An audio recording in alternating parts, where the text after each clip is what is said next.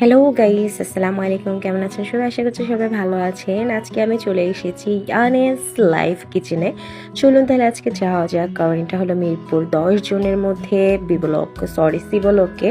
আজকে মাকে নিয়ে সোজা চলে এসেছি রেস্টুরেন্টে। এখানে কিছু অফারে চলছে, তো চলুন কি কি আছে একটু দেখা যাক। পুরো মেনু থেকে শুরু করে পুরো রেস্টুরেন্ট আপনাদেরকে আজকে দেখাবো। এই যে দেখুন রেস্টুরেন্টের বাইরের পরিবেশ, জাস্ট আবার ভিতরের পরিবেশটা সবাইকে ঘুরে ঘুরে অবশ্যই দেখাবো। সত্যি কিন্তু অসাধারণ। যদিও আজকে আমরা জুম্মার নামাজে পরে চলে এসেছিলাম, এজন্য কাস্টমার একদমই কম। এখানে কাস্টমার থাকে বেসিক্যালি, সব থেকে বেশি কাস্টমার যখন থাকে সন্ধ্যা টাইমে, কারণ এটা হলো চ্যারিস স্কুল, দেন হলো আপনার ক্যাডেট কোচিং সেন্টার এর অপোজিটে।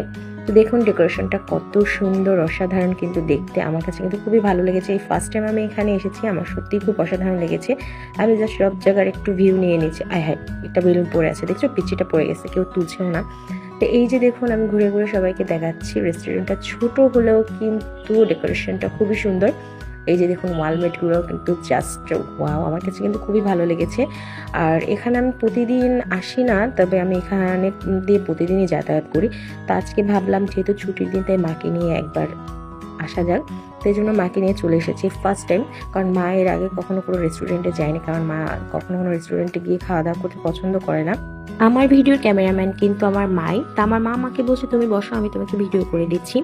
আর এখানে মেনুগুলো দেখছিলাম, মেনুগুলো দেখে দেখে আমি মোমোস অ্যান্ড একটা জুসের অর্ডার করে দিয়েছি। এই যে এখানে সব মেনুগুলোই আছে, আপনারা একটু দেখে নেন। তো আমি এখন খাবার অর্ডার করে দিয়েছি আর অপেক্ষা করছি খাবারটা কখন আসবে।